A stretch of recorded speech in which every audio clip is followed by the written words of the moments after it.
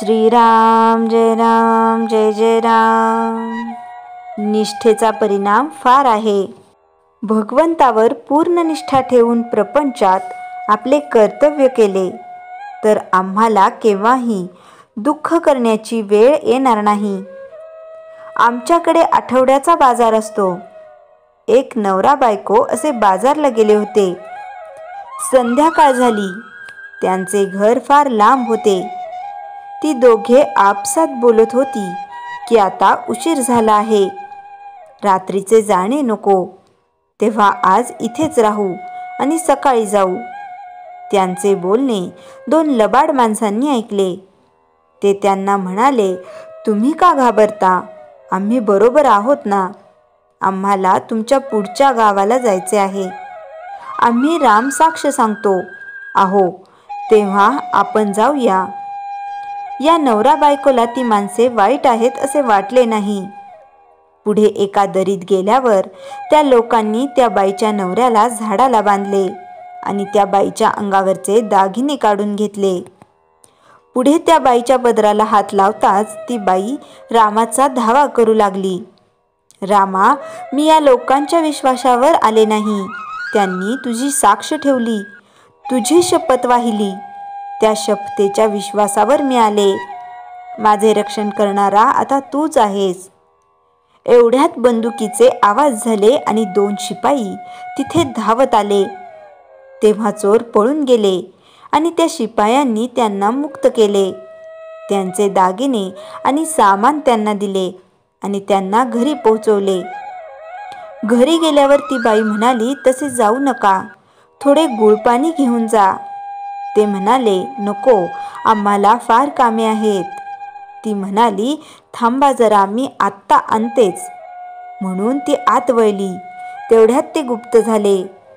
निष्ठा ही अशी पाहिजे। आजवर कितीकांच्यावर किती बिकट प्रसंग आले असतील, परंतु त्यांच्या निष्ठेमुळेच ते त्यातून पार पडले।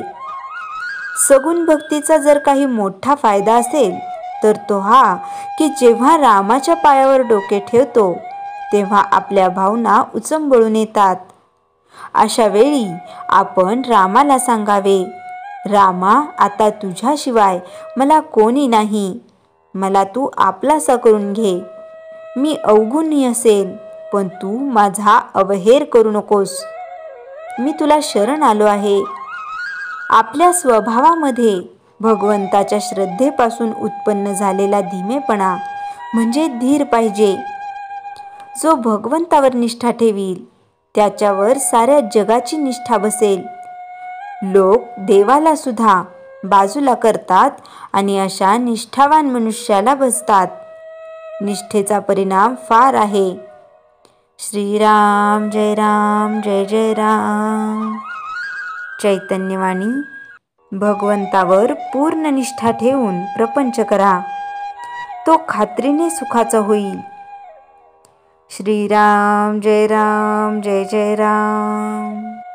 मंदिरामध्ये उभा असणारा श्रीराम केवळ मूर्ती नसून प्रत्यक्ष परमात्मा आहे। श्री महाराज जून 1905 साली काशीस जाण्यास निघालेले श्री बरोबरच्या सर्व मंडळींसह गोंदावल्यास परत आले। सर्वांना अतिशय आनंद झाला। यात्रेचे उद्यापन थाटात पार पडले। गोंदवलेकर महाराज म्हणून श्रींची कीर्ती महाराष्ट्रात व कर्नाटकात खूप पसरली। त्यामुळे श्रींच्या दर्शनास येणाऱ्यांची संख्या फार वाढली। यामध्ये विद्वान शास्त्री, मोठे अधिकारी, तपस्वी, योग साधनी, श्रीमंत, कुलवान, तसेच रोगी, दरिद्री, गांजलेले, दुष्ट, व्यसनी अशी ही माणसे होती। समाजातील सर्व थरांमध्ये त्यांचे शिष्य पसरलेले असल्याने गोंदवले येथे जणू काय परमार्थाचा बाजारच भरला आहे असे वाटे। नवीन येणाऱ्या माणसाला येथे एक विशेष गोष्ट दिसे, ती म्हणजे प्रत्येक मनुष्य नाम घेत आहे। मंदिरामध्ये, स्वयंपाकघरामध्ये, अंगणामध्ये, रस्त्यांमध्ये, शेतामध्ये, मळ्यांमध्ये, गोशाळेत, जिकडे तिकडे नामाचा घोष ऐकायला येई। मनुष्याला जिवंत राहण्यास हवेची जितकी जरुरी आहे तितकीच जरुरी परमार्थामध्ये भगवंताच्या नामाची आहे. ही गोष्ट गोंदावल्यास येणाऱ्या प्रत्येक मनुष्यास श्री पटवून देत. प्रत्येक जण तेथे काहीतरी संकल्प करून जप करीत असे. गोंदावल्याच्या राम मंदिराला परमार्थाच्या विद्यालयाचे स्वरूप प्राप्त होऊन श्री त्या कुलगुरू शोभू लागले. सर्वांचे लक्ष श्रींकडे असे, तसे श्रींचेही लक्ष सर्वांच्याकडे असे. मंदिरामध्ये रोज उत्सवाचे वातावरण असे. सर्व माणसे नीतीने व मर्यादेने वागत. रामनाम हे सर्वांचे साधन असे.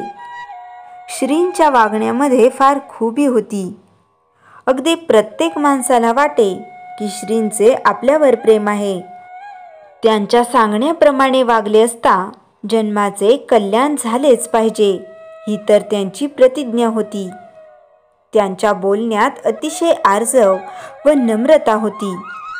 प्रत्येकाचे अंतरंग जाणून श्री त्याच्याशी बोलत. प्रत्येकाचा दोष ते समजावून देत, पण त्याचा कधी अपमान होत नसे. श्रींच्या संगतीत काहीजण उत्तम साधक झाले. भगवंताचे नाम श्री जितक्या मुक्त हस्ताने वाटीत तितक्याच मुक्त हस्ताने ते अन्नदान करीत. अन्नाने बुद्धी तयार होते, म्हणून प्रेमाने केलेला आणि प्रेमाने वाढलेला प्रसाद, भात भाकरी व आमटी मंदिरातील प्रत्येकाने खाल्ल्याच पाहिजे, इकडे त्यांचे लक्ष असे. पुष्कळ वेळा श्री मंडळींना जेवायला बसवत. पूर्वी गोंदावल्यास बाजार भरत नसे. लोकांना म्हसवड किंवा दहीवडीला जावे लागे. श्रींनी दर गुरुवारी बाजार भरविण्यास आरंभ केला. बाजारासाठी आलेल्या प्रत्येकाला प्रसाद घेतल्याशिवाय जाऊ नका असे सांगत व नंतर गावच्या सर्व मंडळींना त्या दिवशी प्रसाद घेण्यास बोलवीत. आपल्या गावात कोणी उपाशी राहू नये असे त्यांचे ब्रीद होते. त्यामुळे गरीब स्त्री पुरुषांना श्री मायबाप वाटत. चैत्र शुद्ध पौर्णिमेस नाम सप्ताह असे. माघ महिन्यात दासनवमीला भिक्षा होई. आषाढी कार्तिकी एकादशीला मोठे भजन होई. पंढरपूरला जाणारे पुष्कळ वारकरी व त्यांच्या दिंड्या मंदिरामध्ये मुक्काम करीत. श्री सर्वांचा मोठ्या प्रेमाने परामर्श घेत जय जय श्रीराम जय जय श्रीराम असे जेवायच्या वेळी मोठ्याने म्हणण्याचा प्रघात श्रींनी सुरू केला. त्यामुळे नंतर कोणतेही काम करताना सर्वजण भगवंताचे नाम घेऊ लागले. रोज नवी मंडळी गोंदावल्यास येऊ लागली, तर जुनी मंडळी गोंदावल्याहून परत जाताना श्री प्रत्येकाला शिदोरी बांधून देत. सुवासिनी जायला निघाल्या म्हणजे प्रत्येकीची खणा नारळांनी ओटी भरीत. मंदिरामध्ये श्री राम उभा असणारा केवळ मूर्ती नसून प्रत्यक्ष परमात्मा आहे अशा भावनेने श्री वागत व त्यांच्याकडे येणाऱ्या प्रत्येकाला तशाच भावनेने वागण्याचा मनापासून उपदेश करीत. जो जो मनुष्य त्यांच्याकडे येई त्याला मोठ्या प्रेमाने सांगत, अरे माझ्या रामाला एकदा डोळे भरून पहा व नंतर घरी जा. प्रत्येक गोष्टीमध्ये त्यांना रामरायाची इच्छा काम करीत असल्याचे दिसे. सर्व काही राम करतो, खरे करते पण रामाचे, हा श्रींच्या उपदेशाचा गाभा असल्यामुळे प्रत्येक गोष्टीला ते रामाला पुढे करून आपण नाहीसे होत. संकलन डॉक्टर डी देशमुख कामठेकर, पुणे. श्रीराम जय राम जय जय राम.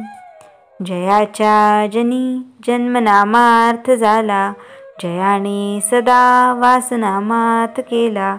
जयाच्या मुखी सर्वदा नाम कीर्ती, नमस्कार तया ब्रह्मचैतन्य मूर्ती.